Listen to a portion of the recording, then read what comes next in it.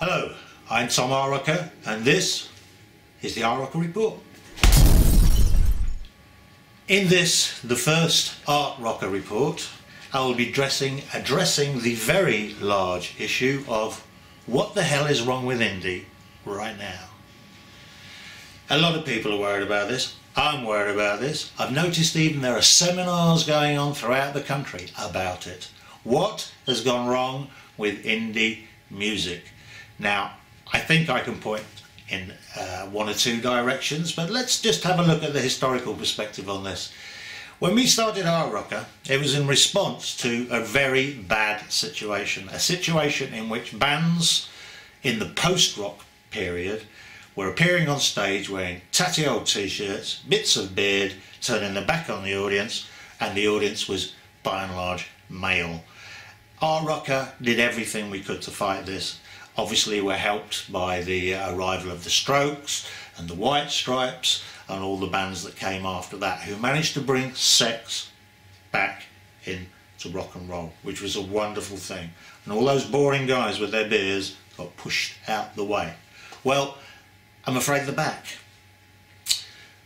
Four boring guys, beard, t-shirt, hoodie, jeans, nondescript trainers. This is what we're reduced to. This is what indie has become once again. It has lost its dash. It's lost everything that it should have that makes it matter. It's become four boring guys on stage with beards and unwashed and unironed t-shirts. It's not a good thing.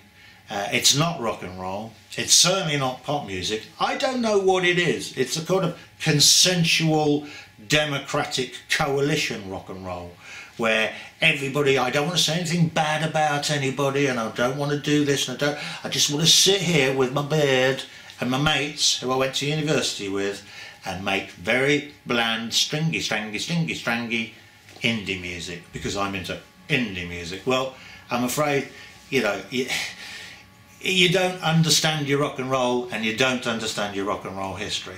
If I can't look at a bunch of four guys and go, he's the singer, he's the front man, he's the guy I need to watch, then what am I watching? I'm watching four guys with beards and unwashed t-shirts on stage going through the motions, and it is very, very boring, and it's exactly what we had towards the end of the 90s, which is why we so desperately needed a revolution, which we got. But now we're back there. Too many bands, I'm not going to name the names, but you know who I'm talking about. Too many of the present flock of indie bands just don't give a damn about the most important things. They just think that by looking a bit like a band, it's a band. Well, I'm afraid it isn't. I need to connect. I'm not connecting with you. You're four guys who are on tour and too busy to even iron your t-shirt, so I don't care. I'm not interested. But here's the thing. David Bowie, etc, etc, etc, etc, all the greats have become greats by setting themselves apart from the flock. That's not what's going on at the moment. Everybody seems to be very happy to be part of the flock, very happy to be consensual, very happy to not say anything bad about anybody because I don't want people to think I'm a bad person. That's not rock and roll. I don't know what it is, some sort of quasi post-socialist, post-university society that's been created, but it's not rock and roll. I need to be able to tell who is the guy I'm supposed to be watching, right? And if there's nobody I'm supposed to be watching, then why do I care? Why do I care? You don't care. You don't care enough to iron your t-shirt.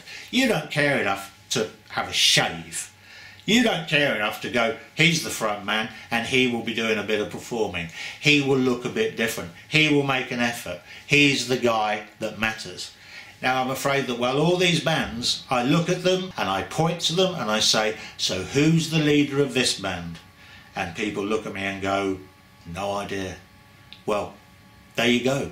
That's the problem. It's wet and it's pathetic.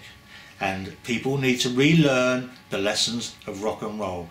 And the most important lesson of rock and roll is I've got to have something I can identify with. And since I'm not a 22-year-old ex-university student who doesn't like ironing his t-shirts, you're saying nothing to me. The first guy, the first band that get up on their hind legs and go, oh yeah, we remember the secret of rock and roll, will be the band that takes the world, will be the band that changes everything. But personally, I'm not holding my breath. And that's the Art Rocker Report for this week.